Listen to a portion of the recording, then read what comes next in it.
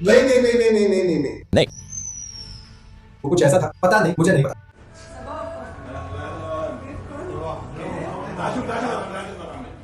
संघर्ष विराम लागू हुए 2 दिन से ज्यादा हो गए हैं और सिर्फ 7 जहाज ही हॉर्मुज जलडमरू मध्य से गुजरे हैं। उनमें से 6 मालवाहक जहाज थे और सिर्फ एक ऑयल टैंकर था जो चीनी लोगों का था। संघर्ष विराम अब भी लागू है, भले ही कई बार हालात बिगड़ने के करीब आ गए थे। कम से कम अमेरिका के नज़रिए से देखें तो अमेरिका अब ईरान में और हमले नहीं कर रहा है, लेकिन ईरान ने खाड़ी देशों पर हमले जारी रखे हैं। इजराइल ने लेबनान पर हमले जारी रखे हैं और हिजबुल्लाह ने इजराइल पर हमले जारी रखे हैं। तो एक तरह से लड़ाई अब भी जारी है, लेकिन ऐसा लगता है कि संघर्ष विराम अब भी कायम है। मैं ऐसा इसलिए कह रहा हूं क्योंकि ईरान ने अब तक बातचीत से खुद को अलग नहीं किया है, लेकिन ईरान ने जो किया है वह यह है कि उन्होंने सार्वजनिक रूप से घोषणा की है कि वे संघर्ष विराम के दौरान हरमुज जलडमरू मध्य को सामान्य यातायात के लिए नहीं खोलेंगे। मुझे लगता है कि वे एक दीर्घकालिक शांति समझौते तक इंतजार करना चाहते हैं। और जानकारी यह है, हम इसे हर घंटे देख रहे हैं। व्हाइट हाउस भी यही कर रहा है। कॉनर हैंसन नॉर्थ लॉन्ग से अपडेट लेकर आए हैं। सुप्रभात कॉनर। बिल सुप्रभात। युद्ध विराम के बाद कुछ ही जहाज होर्मुज जलडमरू मध्य से गुजरे हैं और इस पर सवाल उठ रहे हैं कि क्या जलडमरू मध्य वास्तव में खुला है या नहीं, जो इस पहले से ही नाजुक समझौते की परीक्षा ले सकता है। अब तक ईरान ने इस महत्वपूर्ण समुद्री मार्ग पर अपनी कड़ी पकड़ बनाए रखी है। खबरों के मुताबिक उसने मध्यस्थों से कहा है कि वो रोजाना लगभग दर्जन भर जहाजों की आवाजाही तक ही सीमित रखेगा। इन जहाजों को टोल देना और इस्लामिक रेवोल्यूशनरी गार्ड कॉर्प्स से समन्वय करना पड़ सकता है। केपलर के अनुसार कल सिर्फ 5 जहाज जलडमरू मध्य से गुजरे और समुद्री यातायात के आंकड़े दिखाते हैं कि उनमें से सभी जहाज कच्चा तेल नहीं ले जा रहे थे। अब हमें इस पर रूसी मीडिया से ईरानी मीडिया से ज्यादा जानकारी मिल रही है। मास्को के अनुसार ईरान ने कहा है कि युद्ध विराम समझौते के तहत हर दिन 15 से अधिक जहाजों को हॉर्मुज जलडमरू मध्य से नहीं गुजरने देगा। हमें नहीं पता कि 15 की संख्या युद्ध विराम समझौते में थी या नहीं, क्योंकि समझौता सार्वजनिक नहीं हुआ है। हर किसी ने समझौते के वही हिस्से जारी किए हैं जो उनके पक्ष का समर्थन करते हैं, लेकिन हमें अब भी नहीं पता कि असल में ज्यादातर किन बातों पर सहमति बनी थी। अब हम इसके बारे में थोड़ी देर में बात करेंगे, लेकिन पहले जाने कि युद्ध विराम समझौता इतना कमजोर क्यों दिख रहा है और इसका बहुत कुछ ताल्लुक उन हमलों से है जो अब भी जारी है। शुरुआत करते हैं उस इजरायली हमले से जो लेबनान में हुआ था और अब तक ये इस युद्ध का सबसे बड़ा हमला था जो लगभग 40 दिन पहले शुरू हुआ था। आइए इजराइल हिजबुल्लाह युद्ध के कुछ संदर्भ पर नजर डालें, क्योंकि चैनल पर हमने इसे ज्यादा कवर नहीं किया है। इजराइल, ईरान और अमेरिका के युद्ध शुरू होते ही हिजबुल्लाह ने तेहरान के समर्थन में दक्षिणी लेबनान से इजराइल पर रॉकेट दागे। इससे इजराइल ने हिजबुल्लाह के खिलाफ मौजूदा हमला शुरू कर दिया और अब ये खुद ही और ज्यादा बढ़ गया है। संयुक्त राज्य अमेरिका इजराइल के हिजबुल्लाह के खिलाफ युद्ध में शामिल नहीं है, लेकिन वह ईरान में चल रहे युद्ध में शामिल है, क्योंकि जैसा कि आप लोग याद करेंगे, बातचीत के दौरान अमेरिका लगातार इस बात पर जोर देता रहा कि ईरान अपने प्रॉक्सी गुटों को दुनिया भर में समर्थन देना बंद करे। असल में उसने उन्हें पैसे देना बंद कर दिया। देखा जाए तो हिजबुल्लाह अब तक की सबसे बड़ा प्रॉक्सी गुट है जिसे ईरान ने समर्थन दिया है, और यही वजह है कि हिजबुल्लाह ने इजराइल पर रॉकेट दागना शुरू कर दिया ठीक उसी वक्त जब इजराइल और संयुक्त राज्य अमेरिका ने ईरान पर हमला करना शुरू किया। एक तरह से हिजबुल्लाह ये तेहरान के समर्थन में कर रहा है। इसमें आर्थिक पहलू भी है। ईरान हिजबुल्लाह का खर्च उठा रहा है, इसलिए अगर आगे पैसे चाहिए तो उन्हें ईरान के लिए लड़ना होगा। अब इजराइल के नजरिए से देखें तो यह समझ में आता है कि उन्होंने हिजबुल्लाह के ठिकानों पर हमला करना शुरू किया, क्योंकि सबसे पहले हिजबुल्लाह ने ही इजराइल पर रॉकेट दागना शुरू किया था। मेरे लिए हैरान करने वाली बात कल हुआ हमला है।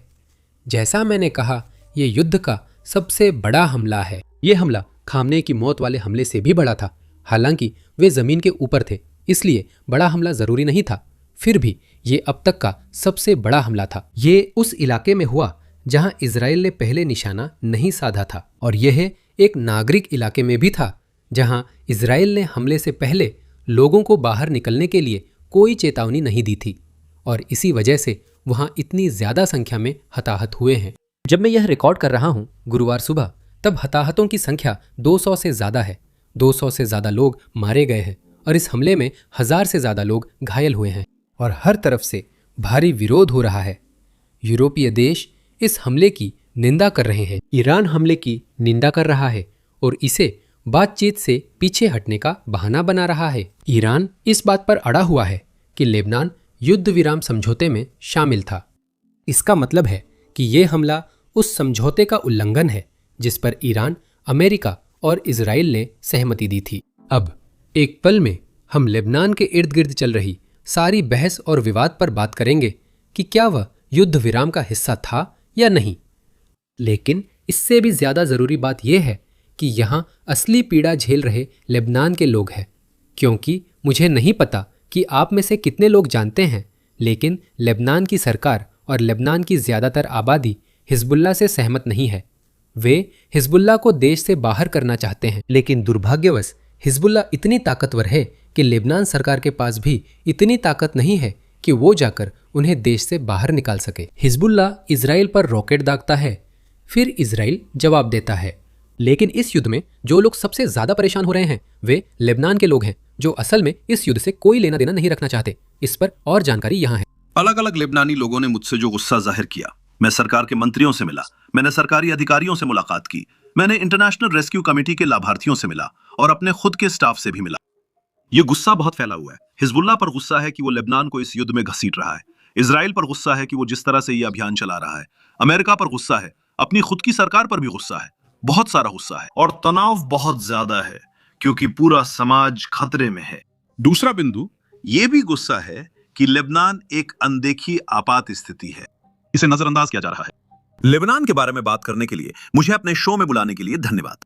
लेकिन मेरी अपनी संस्था को पिछले 1 साल में हमें लेबनान में अपने स्टाफ की संख्या लगभग 220 से घटाकर 105 करनी पड़ी है, ठीक उन्हीं फंडिंग कटौती की वजह से जिनका आप जिक्र कर रहे हैं। पिछले साल दुनिया भर में मानवीय सहायता 50% घटी है, जिसमें अमेरिका सबसे आगे रहा। लेकिन यह सिर्फ अमेरिका तक सीमित नहीं। यूके, जर्मनी, फ्रांस ने अपनी सहायता योजनाएं घटाई, लेकिन यूरोपीय संघ ने नहीं घटाई। मुझे ये बहुत महत्वपूर्ण लगता है। सहायता में कटौती समस्या बढ़ा रही है। मैं ये बात ध्यान दिलाना चाहता हूं, सेंटर फॉर ग्लोबल डेवलपमेंट की नई रिसर्च, जो एक बहुत ही सम्मानित संस्था है, उसने पहले ही ये पता लगाया है कि पिछले साल की सहायता में कटौती के कारण चल रहे संघर्षों में 5% की वृद्धि हुई है। ये एक दुष्चक्र है जिसे समझना जरूरी है। ये सिर्फ राजनीति ही नहीं बल्कि बुनियादी मानवता के टूटने का भी मुद्दा है। मैं ये नहीं कह रहा कि हिजबुल्लाह की कोई गलती नहीं है, क्योंकि जब मैं गुरुवार को रिकॉर्ड कर रहा हूं, हिजबुल्लाह अब भी इजराइल पर रॉकेट दाग रहा है, इसलिए इजराइल का जवाब देना स्वाभाविक है। लेकिन जो मुझे समझ में नहीं आता वह यह है कि जैसे ही युद्ध विराम की घोषणा हुई, इजराइल ने इस युद्ध के सबसे बड़े हमलों में से एक के साथ जवाब दिया। और हमारे पास इजरायली मीडिया से भी रिपोर्ट्स हैं जो मूल रूप से यह इशारा करती हैं कि इजराइल के प्रधानमंत्री और इजरायली प्रशासन युद्ध विराम से बहुत खुश नहीं थे। तो आप बहुत आसानी से देख सकते हैं कि ऐसा लगता है कि इजराइल कुछ ऐसा करने की कोशिश कर रहा था जिससे पूरा युद्ध विराम और बातचीत पटरी से उतर जाए। अब यही वो जगह है जहां हम लेबनान को लेकर फैली उलझन के बारे में बात करना चाहते हैं।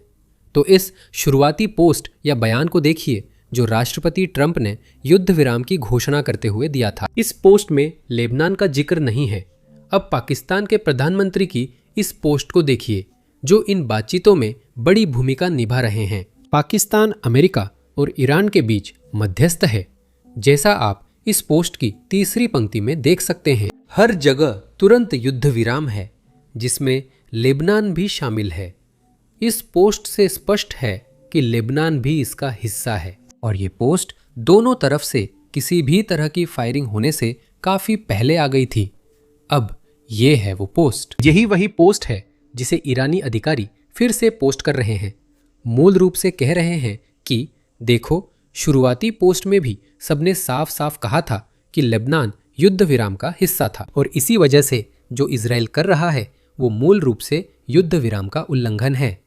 लेकिन अमेरिकी अधिकारी अब वास्तव में रिकॉर्ड पर आकर कैमरे पर कह रहे हैं कि लेबनान वास्तव में युद्ध विराम का हिस्सा था ही नहीं। यहाँ उपराष्ट्रपति जेडी वेंस का एक बयान है। अब इससे पहले कि हम उसे देखें, बस एक जल्दी सा रिमाइंडर कि नीचे लाइक और सब्सक्राइब बटन जरूर दबाएं। ये वाकई में एल्गोरिदम में हमारी मदद करता है। अब ये रहा वो क्लिप। मुझे वास्तव में लगता है, और यहाँ बहुत सारी बुरी नीयत से बातचीत और बहुत सारा बदनीयती भरा दुष्प्रचार चल रहा है। मुझे लगता है कि ये एक वास्तविक गलतफहमी से आया है। मुझे लगता है कि ईरानियों ने सोचा कि युद्ध विराम में लेबनान भी शामिल है, जबकि ऐसा नहीं था। हमने कभी वो वादा नहीं किया, हमने कभी ये संकेत नहीं दिया कि ऐसा होने वाला है। हमने कहा था कि युद्ध विराम ईरान और अमेरिका के सहयोगियों यानी इजराइल व खाड़ी अरब देशों पर केंद्रित होगा। जहां तक मेरी समझ है, इजरायलियों ने, और मुझे विमान में बैठने के बाद पूरी रिपोर्ट मिलने वाली है, वास्तव में खुद को लेबनान में थोड़ा संयमित रखने की पेशकश की है, क्योंकि वे चाहते हैं कि हमारी बातचीत सफल हो। ये युद्ध विराम का हिस्सा नहीं है। मुझे लगता है इजरायली हमें सफल बनाने की कोशिश कर रहे हैं। अगले दिनों में देखेंगे ये कैसे बढ़ता है। लेकिन देखिए, अगर ईरान चाहता है कि ये बातचीत विफल हो जाए, एक ऐसे संघर्ष में जहां उन्हें लेबनान के कारण नुकसान हो रहा है जो उनसे जुड़ा नहीं और जिससे अमेरिका ने युद्ध विराम में शामिल नहीं किया, फैसला उनका है। हमें ये बेवकूफी लगेगी, पर फैसला उनका है। यही संदेश राष्ट्रपति ट्रंप ने खुद भी दोहराया। यहां तक कि व्हाइट हाउस की प्रेस सचिव ने भी सभी पत्रकारों के सामने इसे दोहराया। मूल रूप से अमेरिका कह रहा है कि लेबनान युद्ध विराम का हिस्सा नहीं था, ईरान कह रहा है कि था। और जाहिर है इसी वजह से इस बात को लेकर कुछ भ्रम है कि युद्ध विराम चलेगा या नहीं। सौभाग्य से गुरुवार सुबह तक युद्ध विराम बना रहा, लेकिन युद्ध विराम की असली परीक्षा कल या तकनीकी रूप से आज रात अमेरिकी समयानुसार होगी, जब पाकिस्तान के इस्लामाबाद में सुबह होगी। वहां अमेरिकी और ईरानी प्रतिनिधिमंडलों की आमने सामने बैठक होगी। अगर ईरान शामिल हुआ तो इसका मतलब वे बातचीत जारी रखना चाहते हैं। अगर ईरान उस बैठक में शामिल नहीं होता है तो इसका मतलब है कि युद्ध विराम मूल रूप से खत्म हो गया है। ईरान ने सार्वजनिक रूप से कहा है कि अगर इजराइल लेबनान पर हमला जारी रखता है तो वे बैठक रद्द करेंगे। लेकिन जो रिपोर्ट्स आ रही हैं उनके आधार पर ऐसा नहीं लगता कि बैठक अभी तक रद्द हुई है। फिर भी इसका ज्यादा मतलब नहीं हो सकता। असली बात यह है कि वे आते हैं या नहीं, वे क्या कह रहे हैं इससे फर्क नहीं पड़ता। लेकिन कम से कम अभी के हिसाब से ऐसा लगता है कि वे आने के लिए तैयार है। अब बहुत सारे लेबनानी या शायद हिजबुल्लाह समर्थक इस बात से बहुत नाराज है, क्योंकि उनकी नज़र में ऐसा लगता है कि लेबनानी लोगों पर बमबारी हो रही है, जबकि ईरान अनदेखा करने को तैयार है और बातचीत जारी रखना चाहता है, क्योंकि ईरान को सिर्फ अपनी ही परवाह है, जाहिर है ईरान की। हम काफ़ी समय से यही मांग रहे हैं। ईरान को लेबनान की परवाह नहीं, वे हिजबुल्लाह का इस्तेमाल अपने इलाके से जंग दूर रखने के लिए करते हैं। ईरानियों के लिए या कहे ईरानी शासन के लिए ये बुरी तरह नाकाम रहा। लेकिन अब लोग समझ रहे हैं कि ईरान के मकसद इतने समय से क्या थे। ये सब हमें उस 10 सूत्रीय शांति योजना तक लाता है जो ईरान ने युद्ध विराम से पहले अमेरिका को भेजी थी। अपने सार्वजनिक बयान में राष्ट्रपति ट्रंप ने कहा कि 10 सूत्रीय शांति योजना बातचीत के लिए व्यवहारिक आधार है। अब कई लोगों ने मान लिया कि अमेरिका ने 10 सूत्रीय योजना के सभी बिंदुओं पर पहले ही सहमति दे दी है, लेकिन अमेरिका ने ऐसा बिल्कुल नहीं कहा था। अमेरिकी पक्ष से किसी ने भी नहीं कहा। यह बात ईरान अपने घरेलू समाचार चैनलों में थोड़ा बहुत आगे बढ़ा रहा है, लेकिन यहाँ तक कि ईरान भी इसे अंतर्राष्ट्रीय स्तर पर सार्वजनिक रूप से नहीं कह रहा है। लेकिन सोचिए, क्या यह तो अभी उलझन भरा हिस्सा भी नहीं है। उलझन भरी बात यह है कि एक 10 बिंदु शांति योजना नहीं है। 10 बिंदु शांति योजना के 3 अलग अलग संस्करण हैं। अमेरिका ने जिसे उचित बताया वह संस्करण कभी सार्वजनिक नहीं हुआ। उपराष्ट्रपति जेडी वॉन्स फिर से इसी पर बोल रहे हैं। मुझे लगता है कि अमेरिकी मीडिया को इस मुद्दे पर जनता के साथ ईमानदार रहना जरूरी है, क्योंकि इसका असर सिर्फ सामान्य जन नीति के मुद्दों पर ही नहीं पड़ता, बल्कि ये शांति और युद्ध को भी प्रभावित करता है। मेरा यही मतलब है।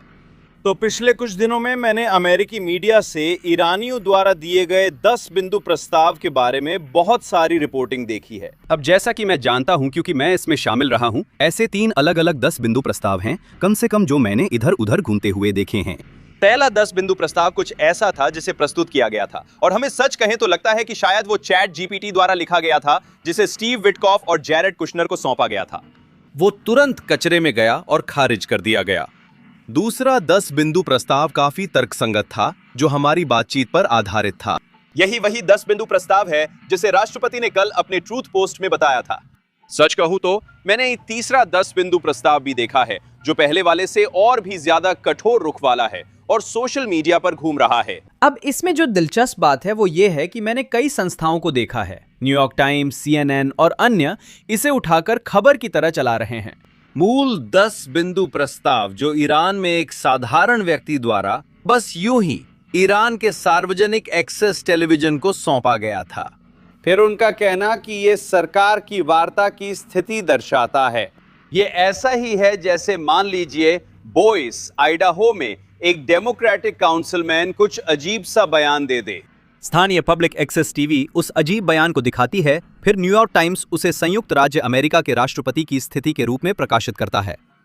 ये बिल्कुल तर्क संगत नहीं है।